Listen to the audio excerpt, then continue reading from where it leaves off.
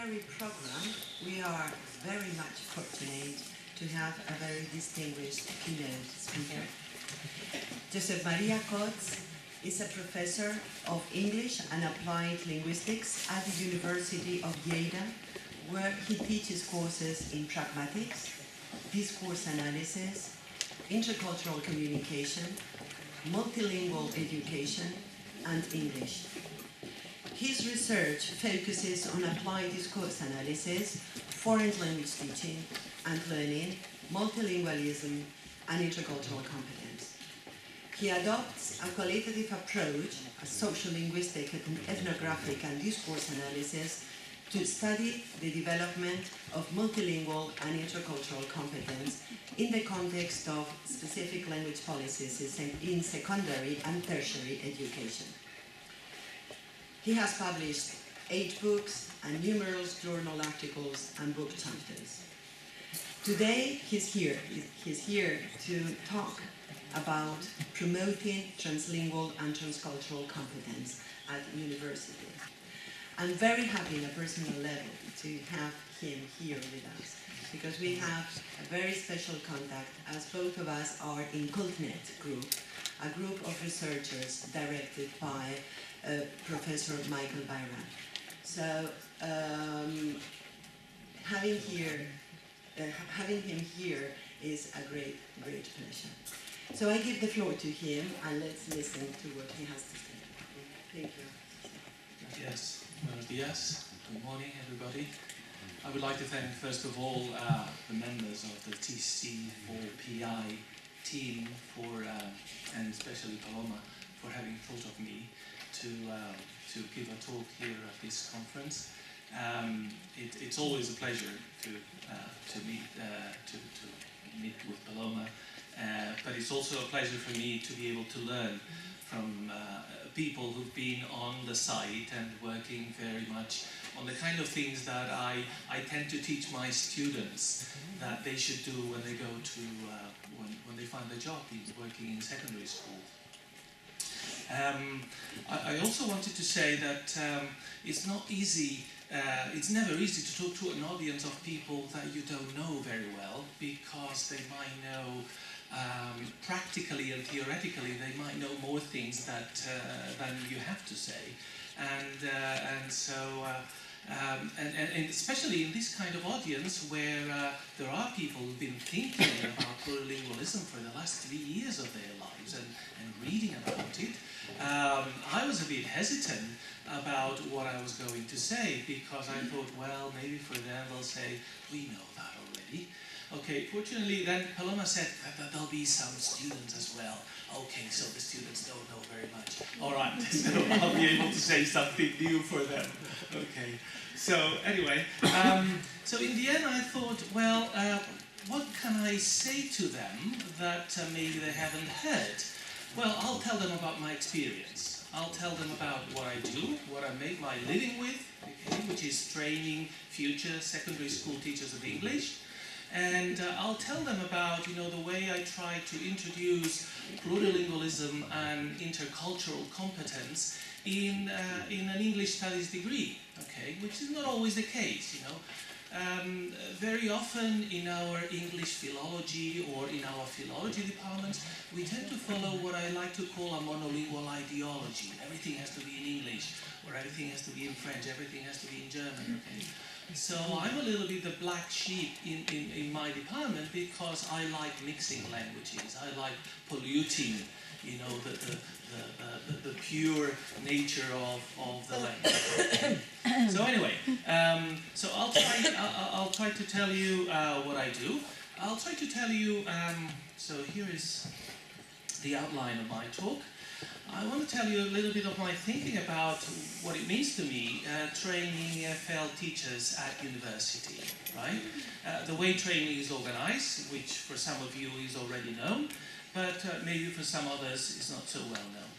Then I'll share with you some key notions that have inspired me in the way I teach, in the way I do my job in teaching both language and applied linguistics, right? And then I'll give you two examples from two different subjects that I teach, in which I hope you'll be able to see the impact of plurilingualism and interculturality in my teaching. So there'll be subject A and subject B. Right. This is, as I said, known to many of you, but this is my situation. I work between a 4-year degree in English Studies and a Master's of Arts in Secondary Education Teacher Training. A Master Oficial de Formación de Profesorado Secundaria, for those of you who are familiar with the Spanish system, all right? So the examples that I'm going to give you, they all come from the 4-year degree in English Studies, right? Now, the core part, for those of you who are not familiar, the core part of the degree in English Studies, at least in my university, which is about 75% of the total number of credits of 300 ECTSs, right? This is a breakdown of the different areas, right? There's 27.5% of English language.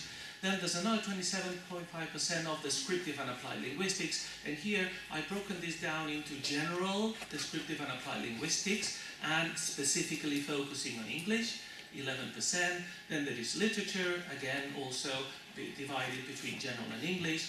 Then there's a part of English history and culture, and finally there's a general block on arts and humanities. Okay, so this is the kind of input, 75% of the input. The rest is optional courses that the students can take.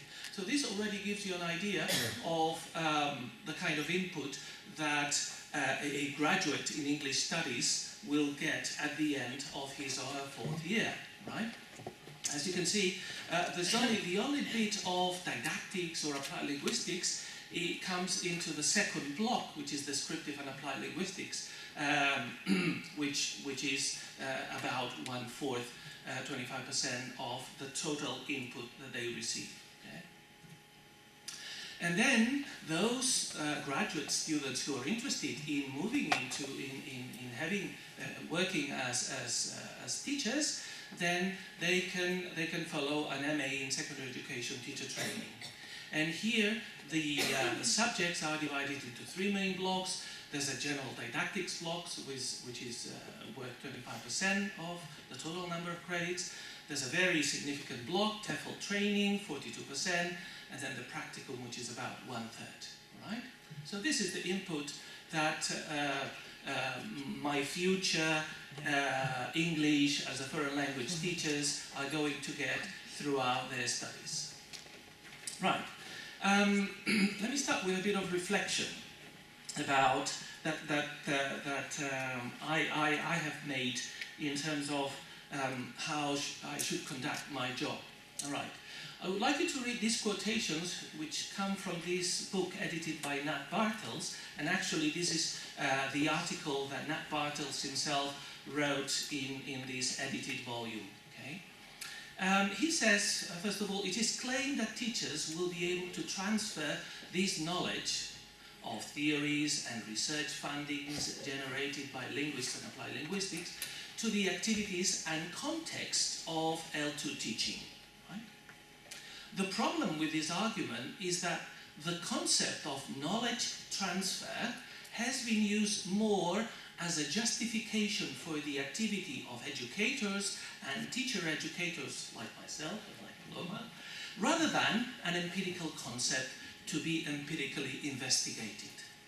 So we tend to rely a lot, those of us who are in teacher training, we tend to rely a lot on, how easily you will be able to transfer the knowledge that we infuse on you onto the actual school, the actual teaching in your primary and secondary school classes. So we tell you, we give you knowledge, we convey knowledge to you, and that knowledge, for some art of magic, you'll be able to transform it and make of yourselves excellent teachers, all right? And that, Bartels says, well, it is still to be empirically proved, empirically well described, how this transfer of knowledge from theoretical knowledge becomes practical, pragmatic knowledge. And then another idea of Bartels is you have it in the second quotation, research on knowledge transfer has shown that for knowledge to transfer successfully, the practice tasks, that is to say, what is done in the university setting have to be as similar as possible to the target tasks. That is to say, what the L2 teachers, in our case English teachers, do in schools at both the surface level and at a deeper level. Right? In other words, if I want to train my students to do collaborative work, I have to do collaborative work in my classes. If I want them to rely on using plurilingualism, I have to teach my classes at university using plurilingualism, incorporating fully plurilingualism in my classes. It is not enough to tell my students about all the benefits of plurilingualism if I teach my class only through the medium of English. Right? I need to show them through examples that plurilingualism is possible, for instance. Okay? All right. So, what are the key notions that have had the greatest impact on my job as a teacher trainer? Well, there are four main key notions that I follow in designing my classes, in designing my courses. Okay? The first notion is the one that you have in the title of my talk, translingual and transcultural competence. Right? The second one is language culture. The third one, translanguaging, and the fourth one, English as an international language. Right? Okay, so I'll tell you a little bit about it, not necessarily the whole theoretical background about it. Okay, the notion of translingual and transcultural competence, I borrow it from a document that the Modern Language Association prepared through the course of 3 years, from 2004 to 2007.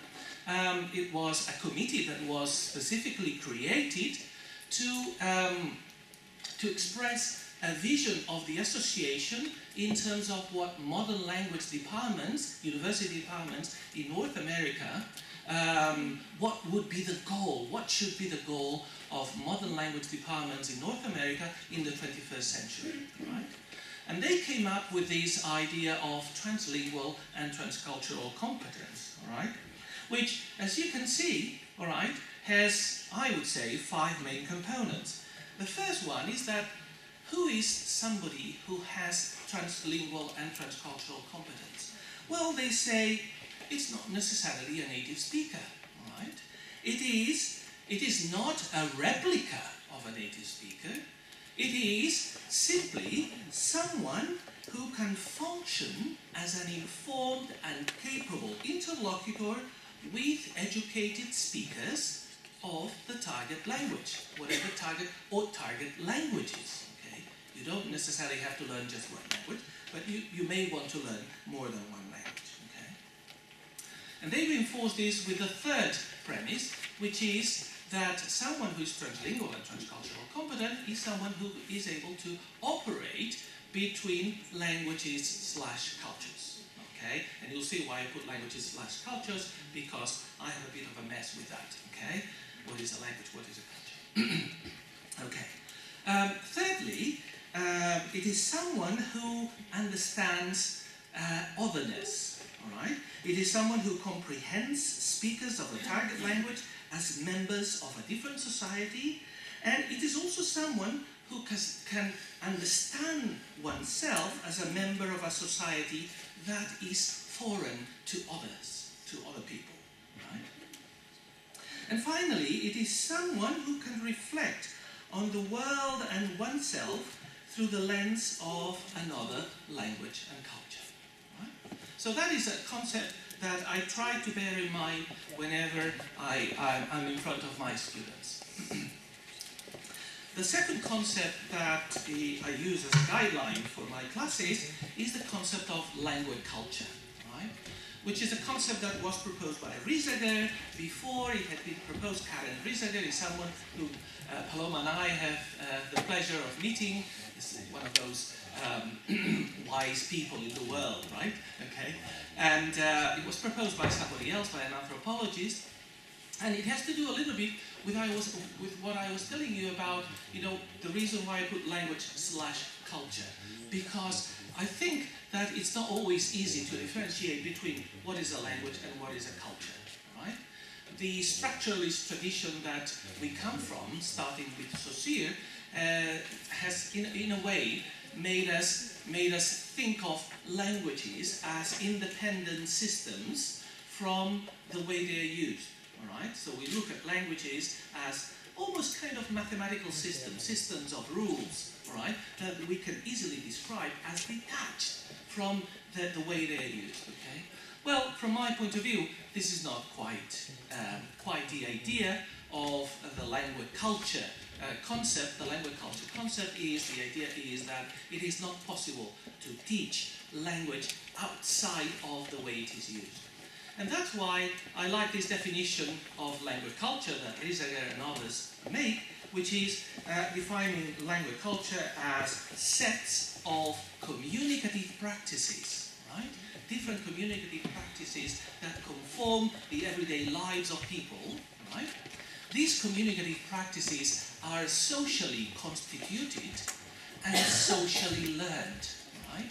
You can try and learn them in the classroom. You say, well, I learn English in the classroom. But if you learn English, maybe you're not learning the socially constituted communicative practices, right? And that's why we have to resort to the idea of, well, finally, you actually learn English when you go to the country where it is spoken. Why?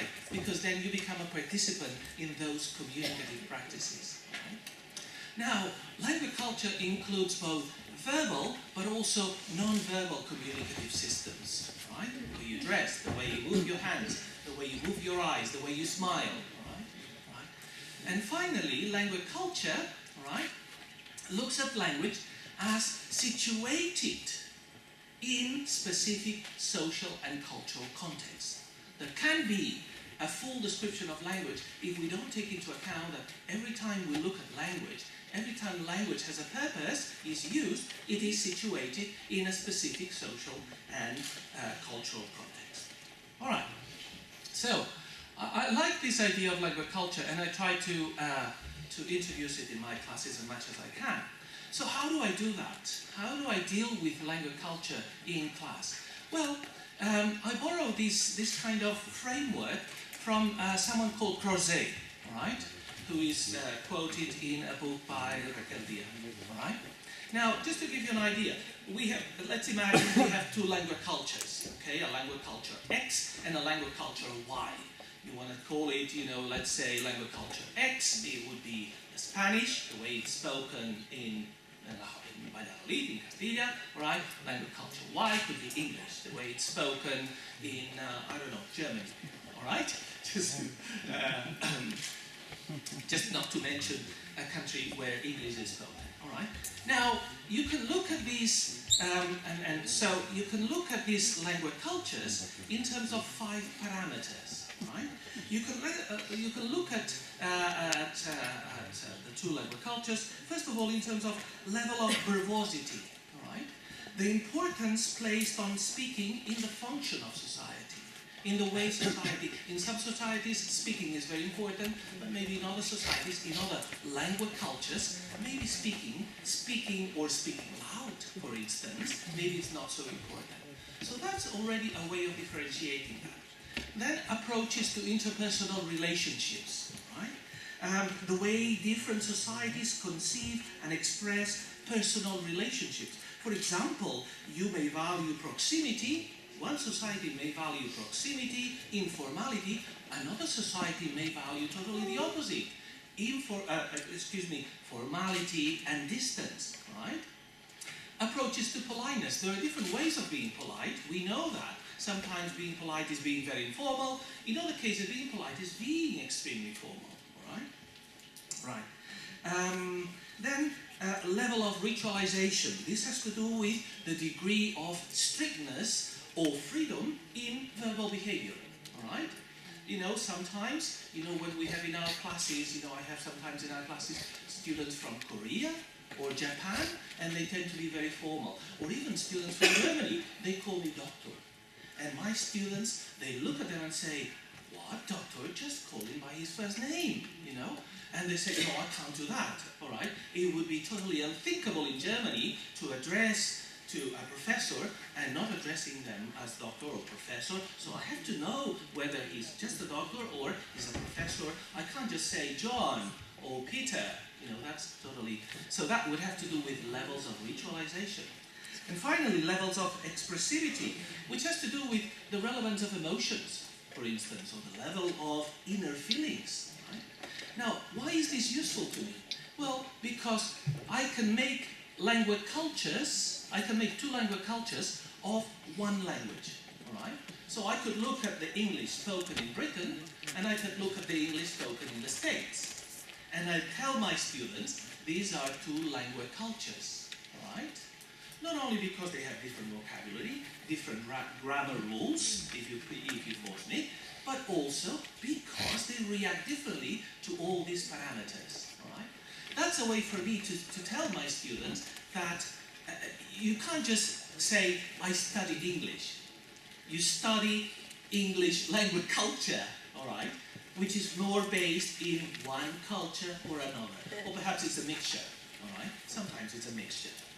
Most likely, because they watch films in British English, they'll watch films in American English, sometimes in New Zealand English, and so they get different cultures. Okay, I want to tell you next about the third notion that I use, which is that of translanguaging. But first of all, I need you to think about this.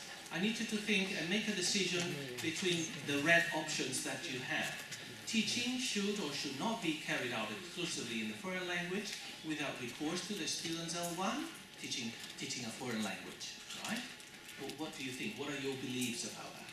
Translation between the L1 and the foreign language has or has no place in the teaching of a foreign language. And languages, L1, L2, foreign languages, must or need not be taught separately in the school context.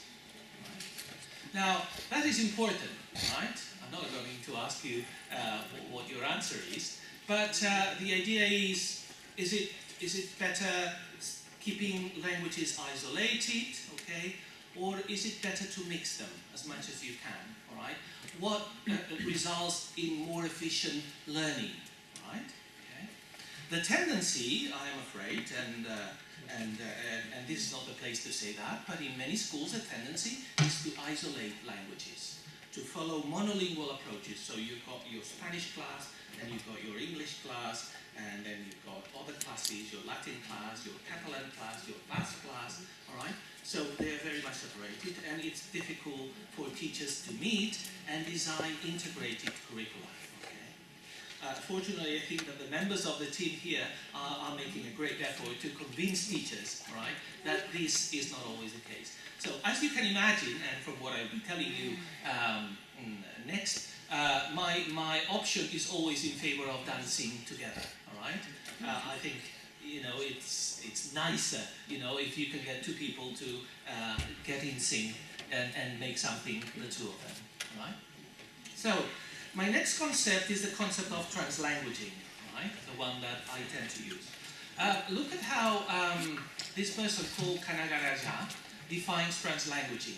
The ability of multilingual speakers to shuttle. Notice that he uses shuttle, not even switching. He says shuttle between languages, treating the diverse languages that form their repertoire as an integrated system. Right?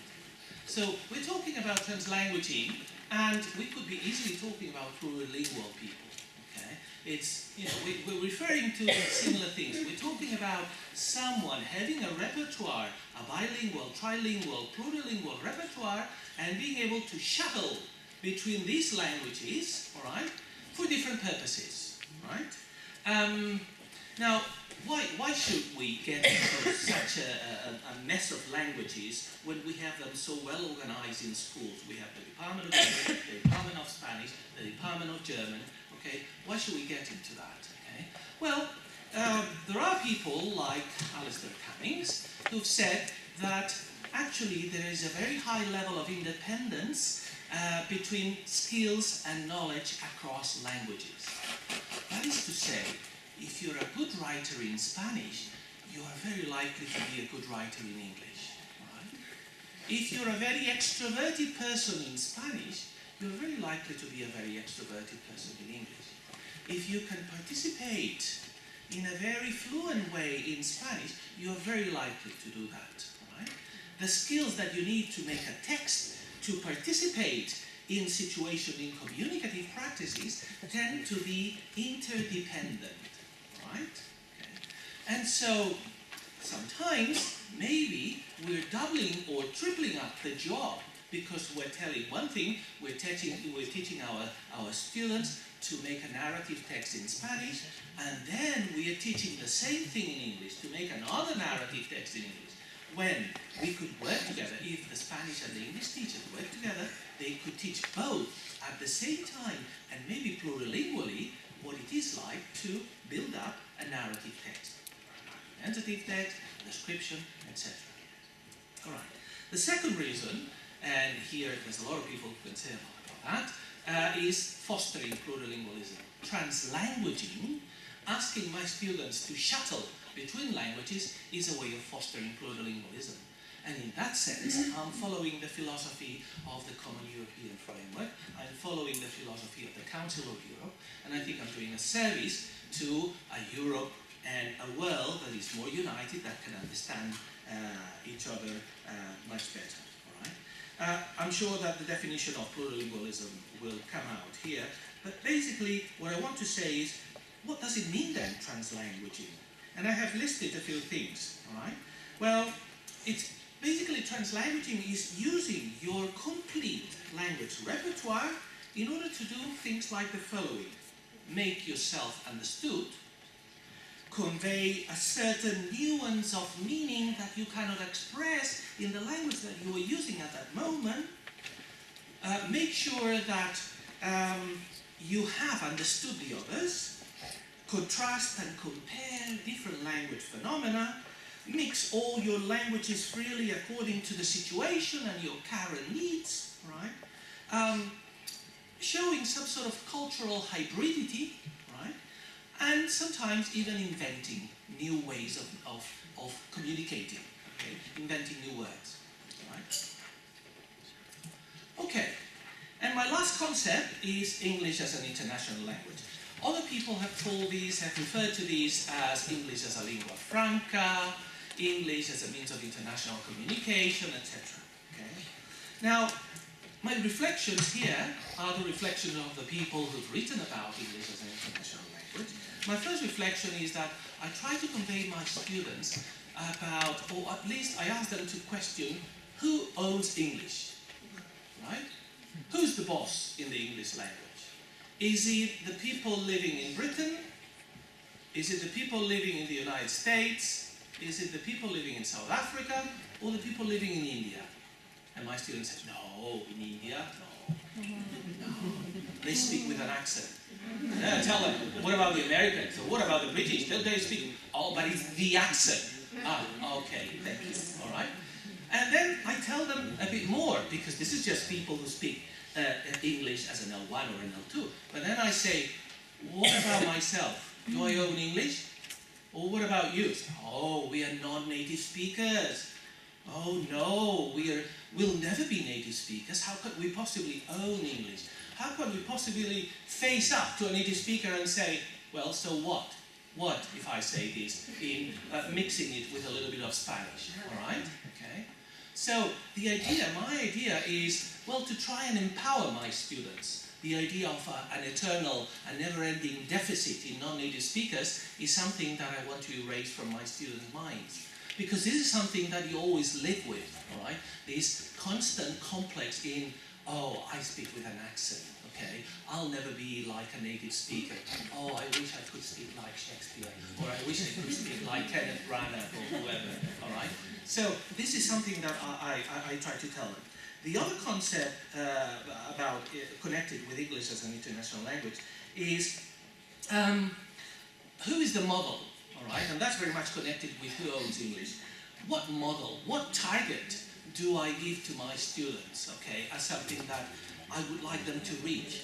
Is it a native speaker, or is it what I like to call a successful bilingual or multilingual speaker, right? So when I do a listening comprehension in class, if I ever do one, do I give them a listening comprehension recorded by a native speaker, or by a German speaker, or by a Catalan speaker? Right?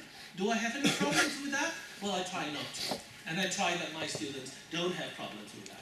Because if it's a successful multilingual, I think I have a lot more things to say about a successful German multilingual who speaks English, German, and Italian than a monolingual native speaker of English. To me, okay, it is a person that has shown me a lot more flexibility, a lot more language interest, the trilingual person, than the monolingual native speaker.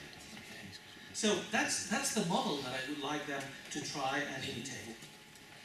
There's another concept related to English as an international language, which is that of intercultural awareness. And I tend to oppose it to the concept of cultural awareness. Why? Why do I do that? Well, because I think that the concept of cultural awareness is still very much rooted in a national conception of language, right?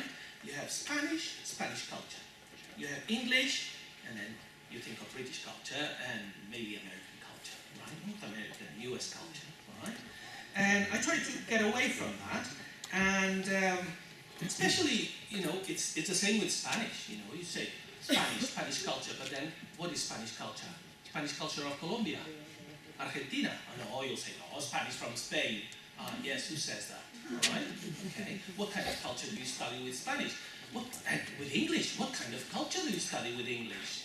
South African culture, right? Where many people are bilingual, Afrikaans or even trilingual, right? The ones who speak Xhosa, the language of Nelson Mandela. So the concept of intercultural awareness, from my point of view, accounts better for this connection between context and communicative practices, right?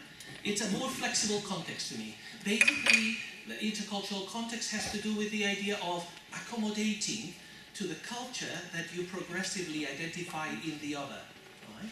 Having this sensitivity, right?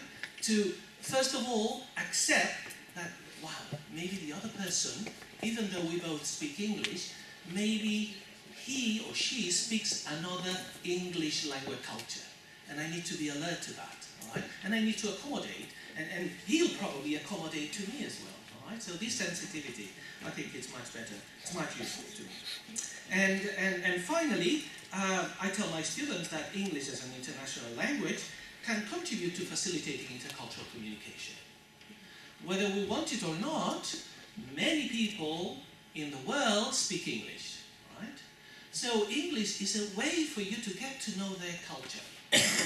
And you will both be speaking English as an international language. Neither of you will be using English as a native language, but through English you will be able to convey your culture, to your language culture if you want, to the other, and the other will be able to convey your culture. And you will be able to start negotiating meanings, right? Which I think is very important. All right, so let's move on to the examples. So my first subject is a subject that I teach in second year, and it's called Describing and Using English, right? Basically, this is a subject dealing with, and Paloma has read about the courses that I teach, it's a course on pragmatics and discourse analysis. The only problem is that if we put pragmatics and discourse analysis, our students, second year students, say, what the hell is this, But if we put describing and using English, then they feel like they understand a little bit more the title, right? But basically, the idea of the course is that we want our students to be able to focus on situated language in use, not invented sentences by myself and describing them syntactically, but situated, real language in use, okay? We want them to acquire a methodology for describing and explaining that language in use. And finally, and that's why we call it describing and using, because we believe, and this is a premise from which we start, that from raising their awareness about English, that they'll become better users. We believe that the more aware you are about how you use a language or languages, the better user you become. The less aware, the not so good user you become, okay? And I put down here what I think are the main notions, of the key notions that I mentioned here in this specific subject. The two main notions that I think have had the greatest impact are language culture and translanguaging. And I'll tell you how maybe I wanted to do that because you'll see it clearly. Okay. All right. I just wanted to start with a brief example. You'll say, this is very simple. Well, this is real language in use that you hardly ever, in a course on syntax, you hardly ever see this. First of all, syntax has to do with written language and with sentences juxtaposed or subordinated. Well, here is a brief exchange in an everyday conversation. Say the phone is ringing, then somebody else says, I'm in the bathroom, and the first person says, okay. Right? In principle, this is totally inconsistent. That doesn't have coherence. What does the phone have to do with bathroom? Unless you're a millionaire and you have phones in your bathroom. I mean, what does it have to do, being in the bathroom and the phone ringing? Okay. But I'm sure that all of you said, well, this makes completely sense to me, right? Okay. And it makes sense to you because you're looking at it as a communicative practice. Maybe you yourselves have been in a communicative practice like this, which is someone asking you to do something, you excusing yourself for not being able to do it or not wanting to do it and inventing an excuse, and then the other person accepting your excuse, right? So you put yourself in the communicative situation, and that's why you've been able to make sense of this. So these are the kind of examples. We work with more complex examples, but I just wanted to give you a taste of the kind of what we mean by situated language in this subject. Okay. Now, here comes the translanguaging model that we use here, right?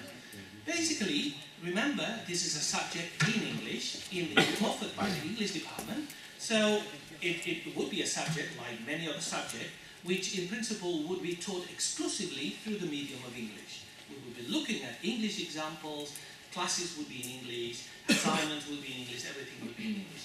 What happens in this subject? Well, we spend quite a bit of time on working from the students L1, right? We start with the students L1, all right? We look, first of all, at the communicative skills that the students already have in their first language, right? Then we analyze, okay, what is it that they know in order to be able to accomplish such beautiful texts or conversations in their first language.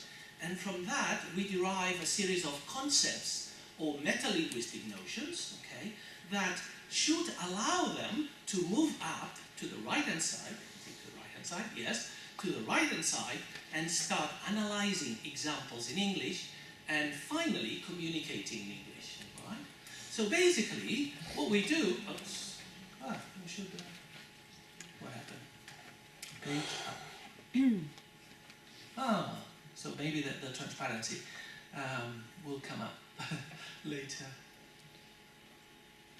Here, then I'll go back. I don't know why. Holy. I don't know what happened. Gosh. Uno, tres. What happened with the rest? Oops. Gosh. This is la animación, has problems, my animación.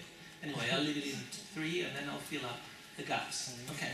So basically the idea is think, the first step in my class is think and talk about what you know, your L1, right? The second step is see if you can analyze what is it that you know that helps you to say this. What kind of knowledge do you know? Then analyze your foreign language and finally use it. All right? So it's 4 steps, remember. Think and talk about your L1, so they do a lot of pair work from their own examples, from other people's examples. Then analyze it, see what you can say, and then you'll see, I hope you'll be able to see some examples. Then analyze examples of the foreign language, and finally use it. Okay, sorry about this. Okay, gosh, I got it all mixed up. Look at this. And the example was, example was here. Okay, all right. So this is a mixture of steps 1 and steps 2. Think about your first language, okay, and analyze it, all right? Okay, so take a look. This would be a voicemail message. Actually, it could be a WhatsApp message, right? A recorded WhatsApp message these days, right? It says, hola, buenos días, Ángeles. I'll read it as I read to my students. Hola, buenos días, Ángeles o Javier, soy Tony de Viajes de Aventura. Por favor, cuando podáis llamarme porque me han respondido sobre el tema de Florencia, es bastante urgente, gracias y hasta luego. Right? Now, there's something missing here, right? So what do I tell my students? What do you think I tell them? Remember, this is a subject on telling my students, explaining my students about language as action. Okay, using language as action. Looking at language from the point of view of its function in everyday life. The concept in pragmatics is speech acts. Alright? Looking at language as speech acts. Okay? So I give them this, and I read it like this, and what do you think I tell them? I say, alright, there's something wrong here. Yes, they say, you need some punctuation marks. Right? And then I tell them, why do I need punctuation marks? Well, because it's not one mess, you know, because there are different things, they say. There are different things going on here. What things are going on here, I tell them? Well, they say, first of all, there is a greeting, right? Hola, buenos días. Maybe you want to put Ángeles or Javier together, but some students say, no, hola, buenos días should be different from Ángeles or Javier because it has a different function, all right? And then they say, soy Tony de Viajes Aventura, this has a different function, right? Okay? So, por favor, cuando podáis llamarme, maybe this has a different function from porque han respondido sobre el tema de Florencia. Right? And they all agree, after Florencia there should be something. Okay, maybe a period, there should be something, because what comes after is different. Es bastante urgente, alright, and then say, here there should also be a separation. Gracias, and then they say, gracias is different from hasta luego, yeah? Because gracias is thanking, hasta luego is leave-taking, correct? Okay? So, they're working on Spanish as their first language, or Catalan as their first language, alright? And I've asked them to think about the way to describe everyday language use, okay? And then I say, what was the basis for your segmentation? You can't say sentences, you can't say words, right? It's speech acts, okay? It's actions, it's things that you do, it's intentions. What was the intention in saying hola, buenos días, all right? What was the intention in saying gracias, okay? Right? Okay, so this would be steps 1 and 2. Look at your first language, think about it, and then try to analyze it.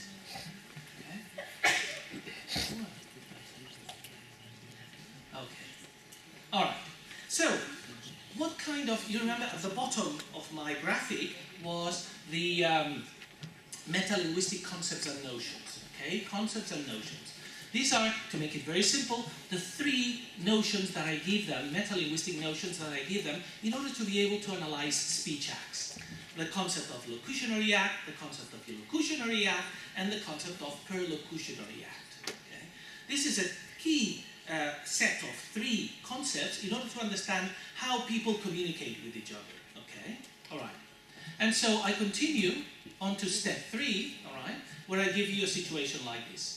Here is 2 examples of possible situations. Someone saying the same thing and the other person interpreting something totally different, right? There's a party tomorrow, I'm not sure I want to go. A person says, let me know when you have made up your mind. Okay, I will. But in the other situation, there's a party tomorrow, I'm not sure I want to go. Why do you not want to go? All right. How is it possible, okay, that using the same words, the A speaker understands something totally different, right? Okay. Anyway, this is just to introduce them to the concept of speech acts, okay? And then we get to the 4th step, where I actually ask them to use speech acts, all right, in their foreign language, okay? Here you have 5 speech acts, suggest a minimum of 2 possible realizations for each, and here you have some the 5 speech acts that I give them. Okay. Here is another activity in step 4, which it means using the foreign language, working with a partner. Try to think of 5 different situations in which you may find yourself while visiting the UK. What kinds of speech acts do you need to be most readily familiar with?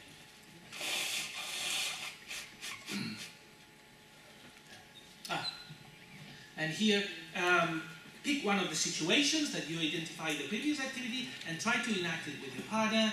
Record the interaction with your mobile phone so that we can play it for the rest of the class.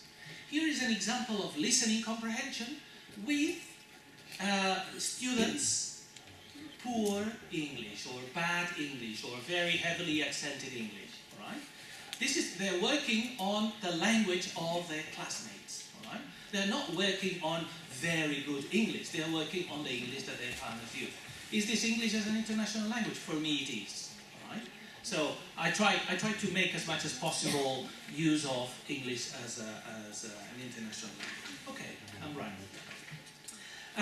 The second subject is a subject that I teach in third year. This is English language. It's about, those of you who are familiar with the Common European Framework, it's about C1 level, right?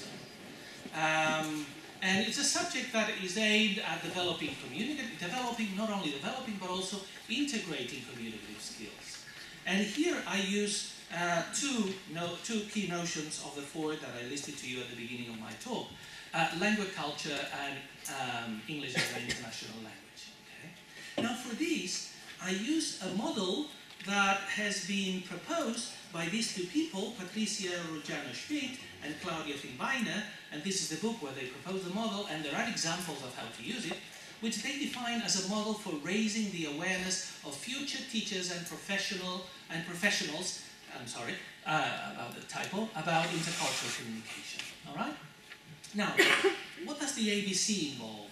The ABC involves basically three stages, okay? The first stage is the cultural autobiography, that's why it's A. Then the second stage is the cultural biography, and the third stage is the cross-cultural analysis, okay? How do I apply this into my English language classes? Well, this is what I do. I tell them that in the first stage, each student must write a cultural autobiography, starting with their earliest memories. And I give them examples of family, religion, education, celebrations, victories. What is a cultural autobiography? It's an autobiography which is written for someone who does not know anything about your own culture, who comes from Mars or from Pluto, if you want, okay?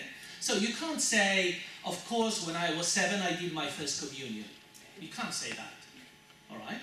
And then stop, and you don't say anything else, then they'll say, what do you mean your first communion, okay? And with my parents, I was going to church on Sunday. What is church, you know? So a cultural autobiography has to be an autobiography which should be read by someone who shares very few cultural background with you, very little cultural background with you, okay? So you have to make yourself aware of the fact that there's a lot of common sense knowledge that other people don't use it, right? And that's not easy for them to do, okay? Especially because we think of another culture, or I'll write for my friend in France. No. Think of another, that's why I tell them Mars, okay? Because then they can't relate to they don't watch the same television in Mars, they don't read the same papers, they don't listen to the same music, okay? So that's something that they don't always find easy. And then I say, well, now I want you to go out, okay, and write, okay, a cultural biography. You can use similar topics, family, religion, education, celebrations, okay? But I would like it, if possible, I would like it to be someone who does not have English as their L1, all right? Now, the solution is very easy. They go and look for Erasmus students, okay? There are always Erasmus students at hand, you know, in our universities. So they look for someone who speaks English, with whom they can communicate in English. They've just arrived, they don't know Spanish well enough, so they can communicate in English. And what do they do? What do I ask them to do? I ask them to interview this person between 2 and 3 times, right? And from interviewing this person, write their cultural biography, okay? They can use the same topics, and I also give them a minimum and a maximum number of words, right? And then, what do?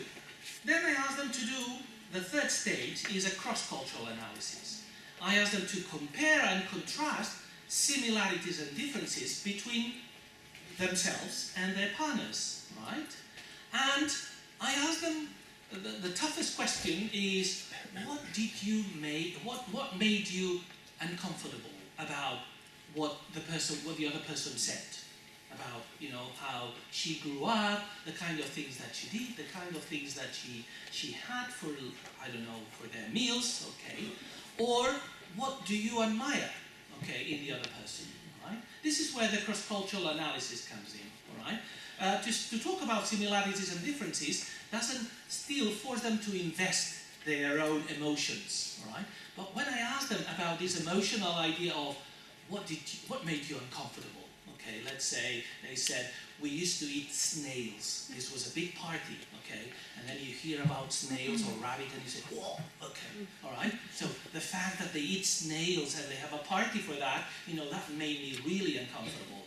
Or the fact that they have blood sausages, black pudding, you know, they eat blood, you know, that made me very uncomfortable, okay? Or the fact that they dress with something on their heads, you know, all right?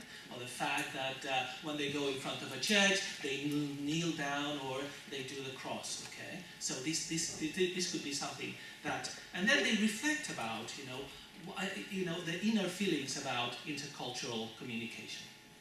Okay, so I'm finishing, all right? So that's the end of my story. I don't know. Too fast? I had it all time. Okay, so let me share this. I wanted to finish with this sort of dilemmas. I think that we all make decisions, right? But when we teach, we have to make decisions. What am I going to do tomorrow in class? Okay, should I do this or should I do that? Okay, what will I do with third ESO? What will I do with my rowdy students in first of ESO? Okay, tomorrow. Okay, so we all make decisions. So I wanted to finish with these reflections of mine in terms of dilemmas. Okay, now the first dilemma that one has when someone deals with teacher training is, do I want my students to do what I say, or do I want my students to do what I do?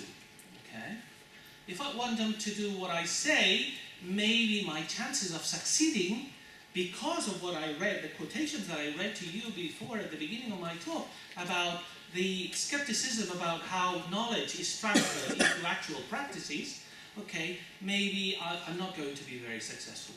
So maybe in my classes I have to do, okay, I have to do the kind of things that I would like them to do in their classes.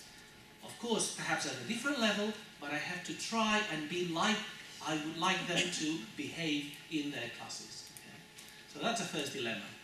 And that's not always possible, because you could say, well, I have such a long syllabus that if I simply summarize it, then it'll be more effective. I'll give them all this knowledge, then they'll learn it by heart, they'll do a final exam, and then, you know, they'll know it and I'll be satisfied. But what will happen when they get to their classes? Okay? Will I have convinced them that this is a good methodology? Second, what is it that I would like my students to be able to do? Would I like them to be able to use English? Or would I like them to be able to operate between languages? Right? It's something very interesting. Our students in the English department, in English studies, some people say that English is a killer language. I don't agree. Okay? I don't think English is a killer language, because you know who are the students who study more languages, other languages in our Faculty of Arts? The English students. It is the English students that fill up the classrooms of French, okay, or in German, all right? Why? Because once they know English, then they go on, all right? I'm not saying that everybody is of the same view, all right? But people who like languages, they don't stop with one language, okay? Maybe it's the case with engineers, all right? Once they know English, they say, I have enough, all right? But language lovers, they don't stop, okay? So I actually think that when I teach my students, and most of them are already trilingual without knowing any other language. They come to me knowing very well Catalan, knowing very well Spanish, and knowing quite well English, okay? And so I have to consider them as plurilingual people. I can't possibly force them to separate these languages. So I want them to be able to operate between languages. The other is, what do I teach? Do I teach English language? Or do I teach language cultures, English language cultures? All right, let me put it like this. Do I teach English language cultures? All right. So I have to worry about, not only about where the subject goes, but I have to worry about what kind of things do people do with the English that they speak, whatever variety of English is, right? Am I favoring multilingualism in my classes, or am I favoring plurilingualism? Now, I didn't have time to design a symbol for multilingualism, but probably here there are people who can give me better ideas. But the first thing that came to my mind was a series of boxes, separated boxes, L1 plus L2 plus L3. And so I thought that an alternative would be this kind of sphere where you have L1, L2, L3, you could put more here, all right? But notice that they are not separated, okay? They are part of a whole, but they are even connected. Okay, so you can actually establish connections from the L3 to the L2 to the L1, okay, which is actually what people say a plurilingual mind is like, all right? It's not like separate boxes, okay, you close one box and then you open the other one. No, no, they're all there, okay, and you can benefit from your knowledge in the L3, sometimes even for your L1, all right? So number 5 is, do I teach English? Or do I teach English as an international language? All right? And I think more and more I teach English as an international language, English as a lingua franca. All right? And finally, do I teach languages, or do I want to teach people to communicate in what I think is obvious to all of us, increasingly multilingual and multicultural settings? All right? Let me just finish with this metaphor, okay? Because I think this is at least the way I see teaching. You know, you are here. You are the one on the surfboard. Okay, those of you who are already teaching, but you will be here. Those of you who's not teaching. And who's the wave? Who's the wave? Your students. You ride the wave. Sometimes you drown. Okay, you drown. You know, in the water. Because your students are so big, their energy is so big that they drown you.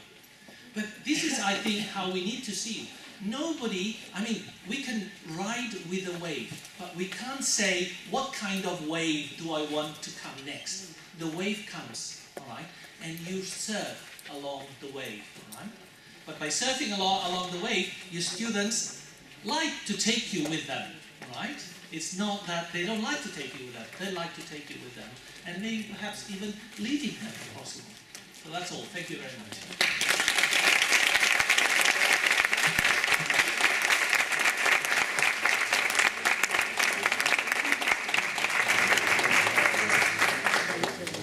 Thank you very much. And what a beautiful metaphor to finish. Thank you very much for sharing your ideas and your dilemmas.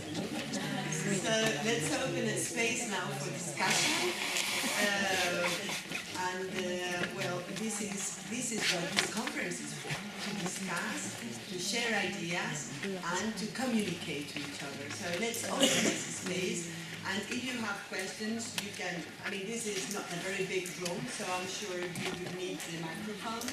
But you just raise your hand, and we can start this discussion.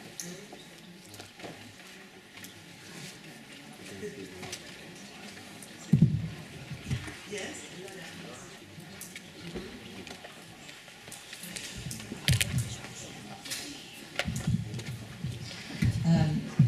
I wanted to start with thanking you for your presentation, which was very interesting, very much to the point, and I realized that I recognize a lot of dilemmas that I had when we were working on this project for 3 years, and we really were drowning, and then we at some point managed to swim to the shore that we now call plurilingualism, but then it will turn out that we're in a boat that leads to another shore perhaps. So, and also I come from a Lithuanian team, and our language is Lithuanian. It is not a big language, not as big as English or Spanish. We have different considerations, and I was thinking all the time while listening to your presentation that for Lithuanians, perhaps plurilingualism is a very sore matter. We are still thinking about such concepts as literacy and standardization of Lithuanian language, and every year we have a huge outbreak of painful discussions in press and media that our Lithuanian language literacy drops. So we do not like mixing with other languages. We are on the defensive. So plurilingualism from the position of a less powerful language perhaps is, although we now became known as one of the oldest living language, perhaps we have the potential to survive, but still we're very much afraid of losing the language in its essence if we mix with the other languages as freely as English allows itself to be modified by other languages. What would you think from this position of multilingualism? Yeah, I can totally understand your position because my situation is very similar to yours, perhaps even worse, because at least Lithuanian has a state that supports it. But Catalan language does not have a nation state that is behind it. But I think that you know, the example that I gave you was from Spanish.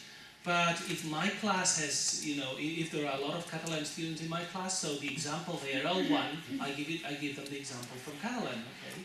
So in that sense, I think that I'm putting Catalan at the same level as English. I'm saying, look, to learn English, your Catalan is very useful.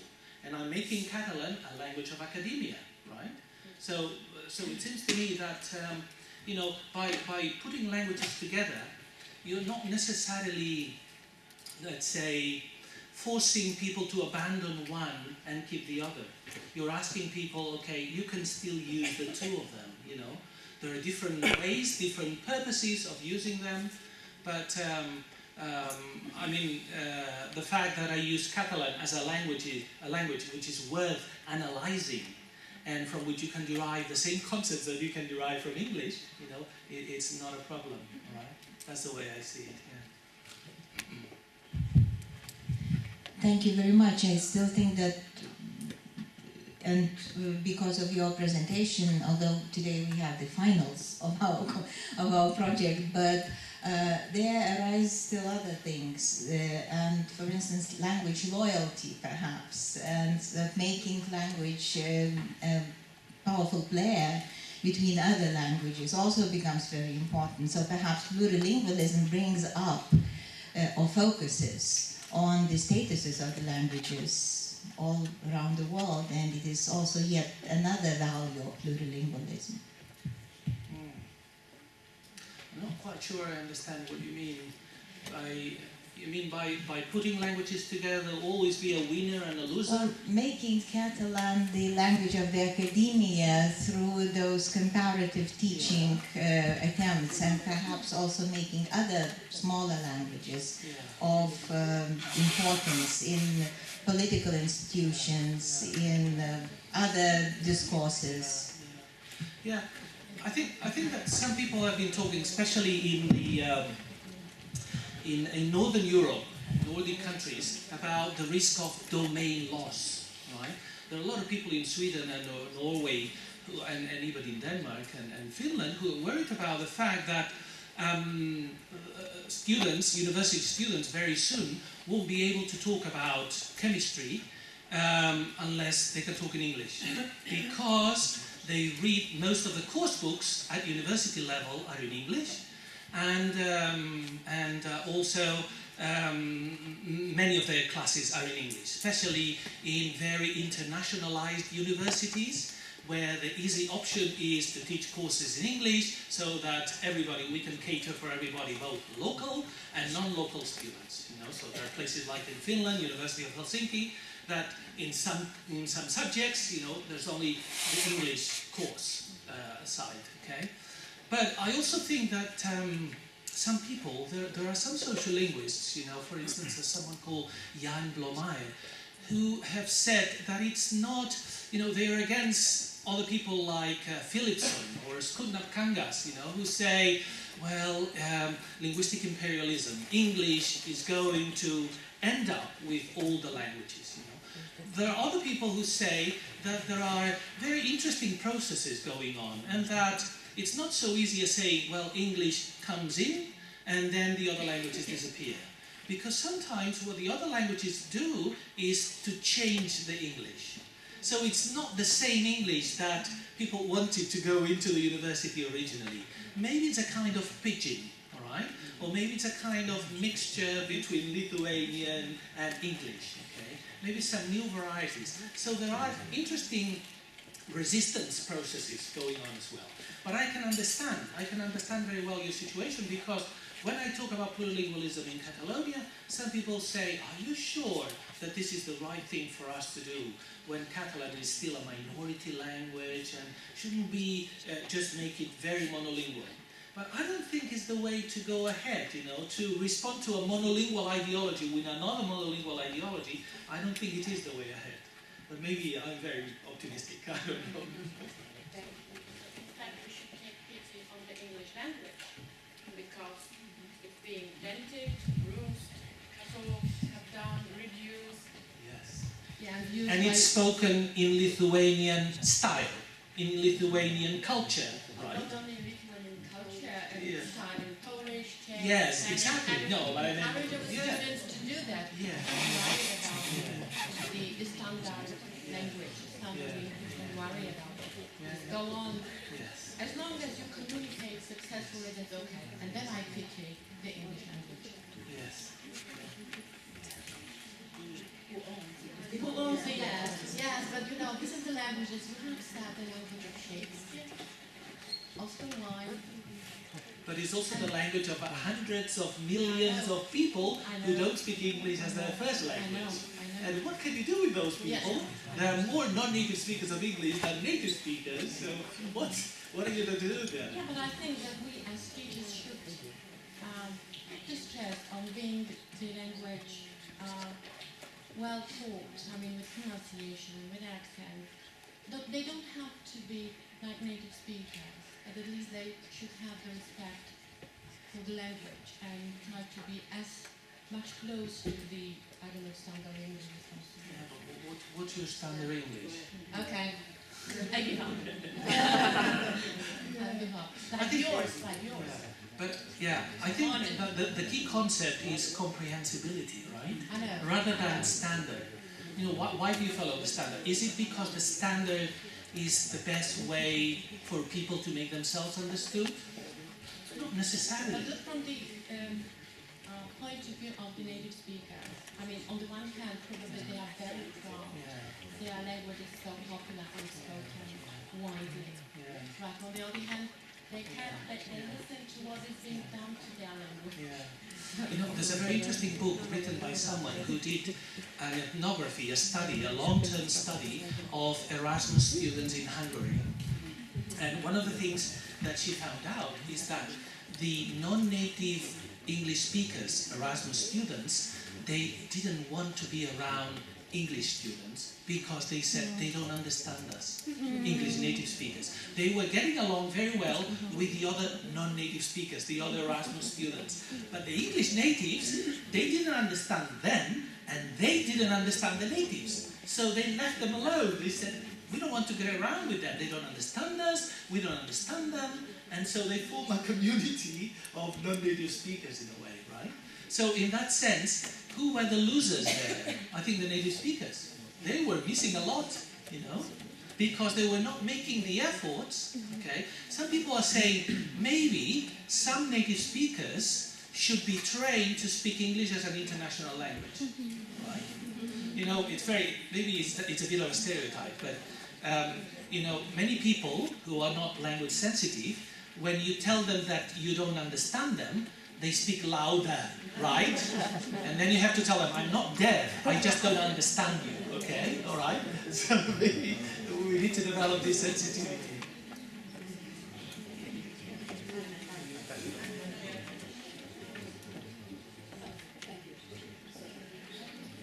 Thank you very much. It was very, very interesting. But I just wanted to...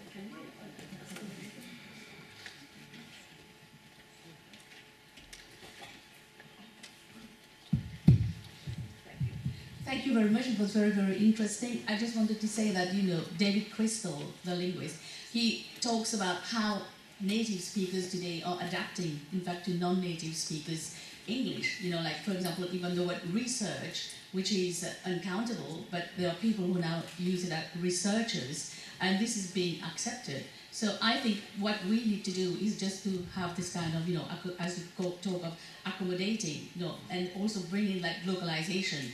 It's like we adapt the local context to the international context, and this, in fact, will bring some kind of general understanding about between ourselves. So I think this is the idea today, isn't it? That communication is the most important thing in a language. So that's it. So we just try to communicate in whatever way we can, even if we have to use sign language or whatever. But I think that's great. That we should all reach an understanding, and we should call it global English or world Englishes, as it has been called also by Kanagaraja, yes, before. So that's it. So we don't need to refer to standard English or the RP as it used to be, but just to say it's global English, and we're all here, and we can all understand each other. Thank you.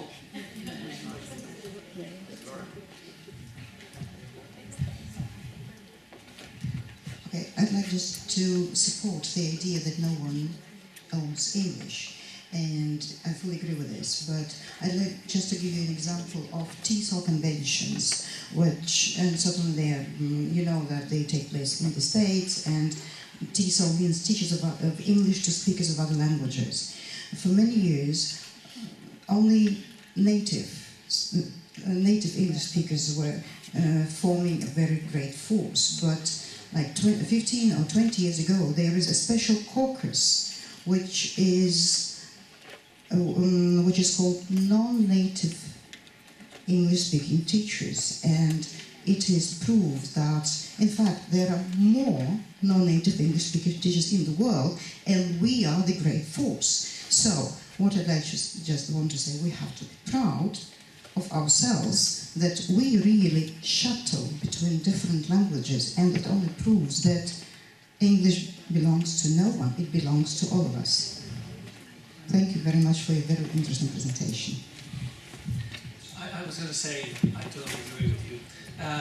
But I don't know what it is like now, but the Cambridge exams, the Cambridge examination syndicate exams, some years ago they didn't accept non-native speakers as examiners. I don't know if they still do that.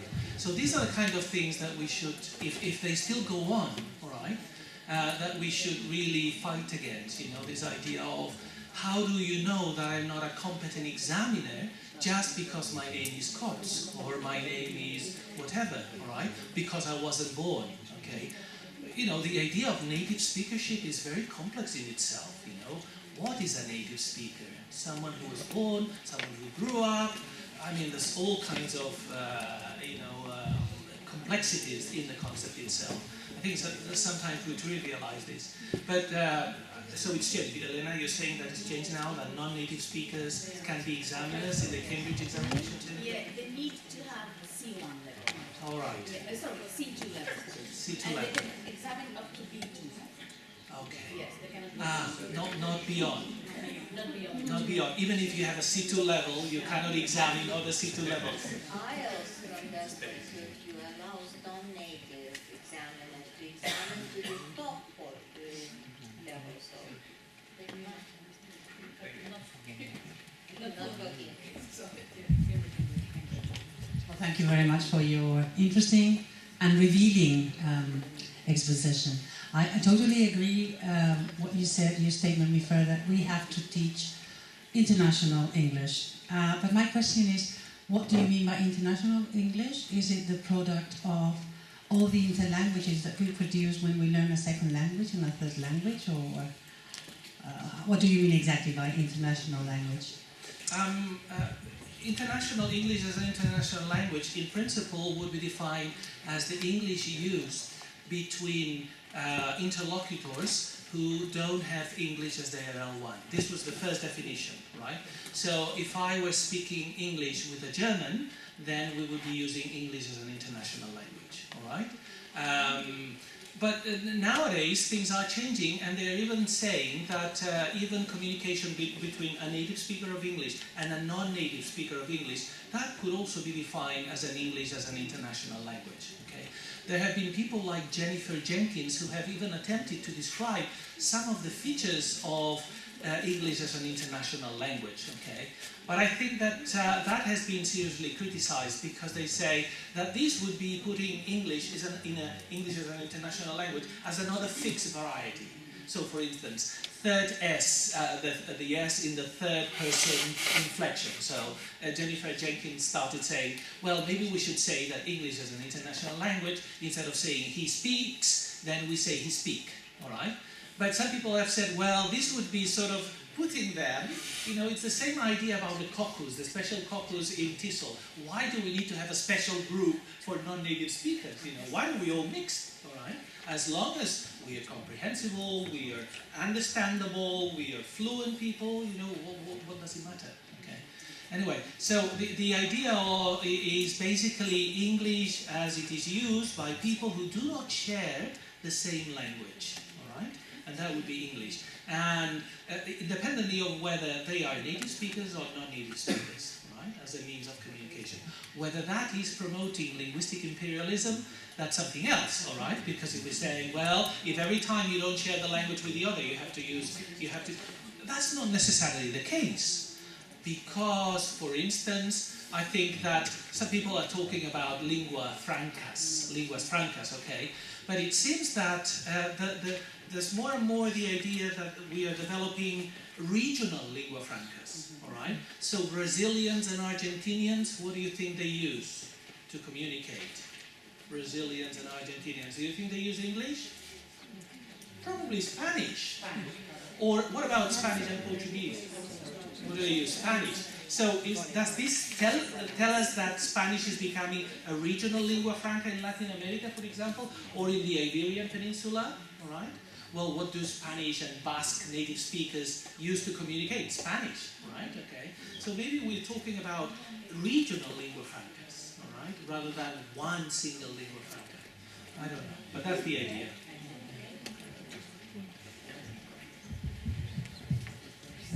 I've been a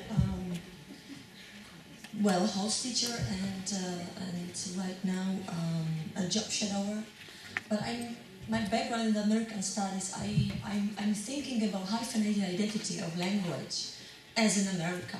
So it's like, for example, I'm from Poland, so it's like Polish Americans, they're Polish Americans, I'm sure Spanish Americans. What do you think about the idea of adding the background to the, well, you know, hyphenated identity like English, so that would be like Polish English, which sometimes is referred to as Ponglish.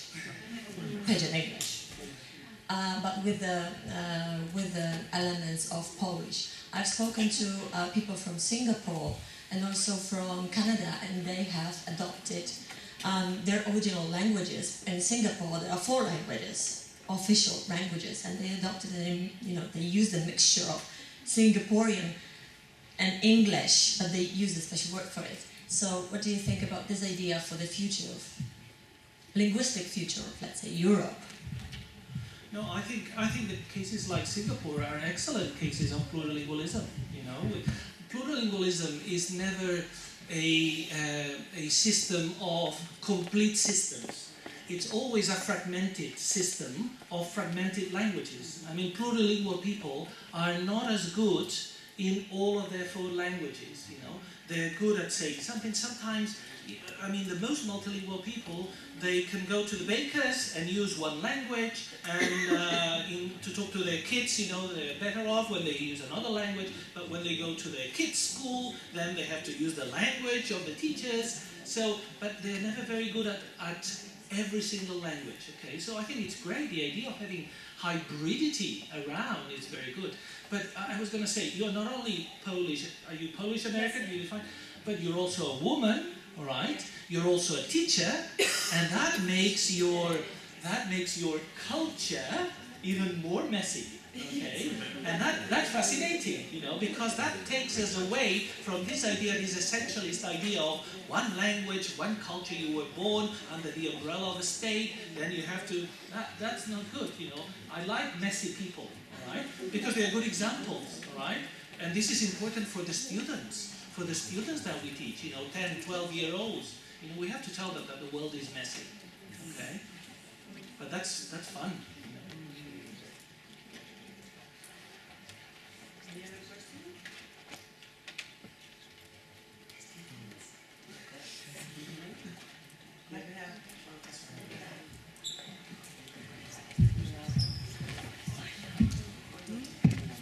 I also wanted to share some experience last year that I was in Brussels, and it happens the same you told that English native speakers were apart from the rest of the group because they didn't have the effort to be understood, and also we couldn't understood them. So we make groups, but sometimes we conflude in the same group.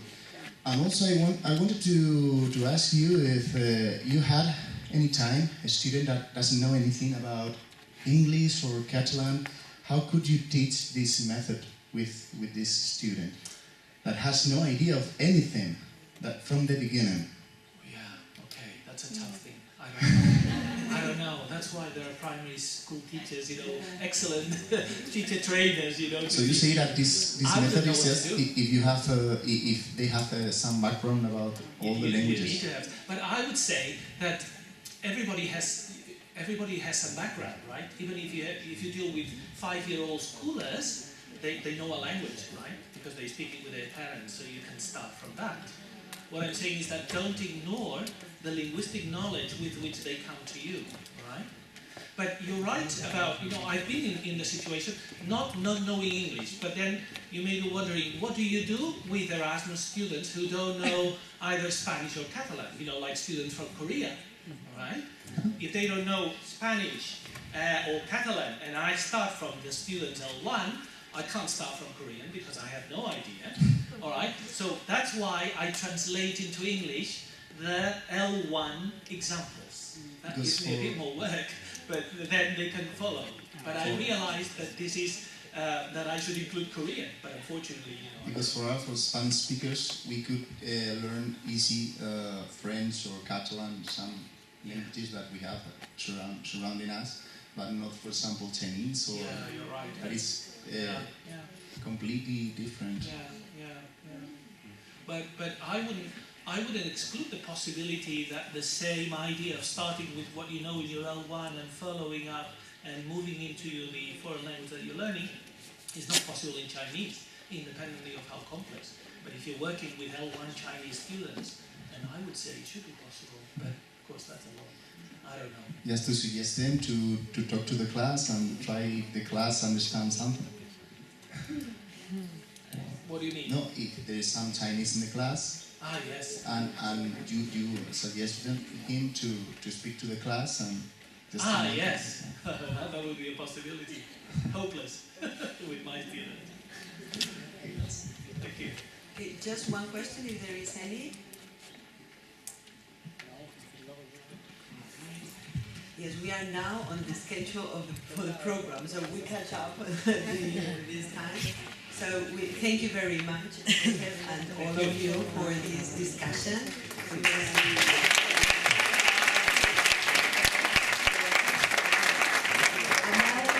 The coffee break at the cafeteria here at the faculty. You are all invited to go and have a coffee because we need energy to continue with the program. So thank you very much, and we come back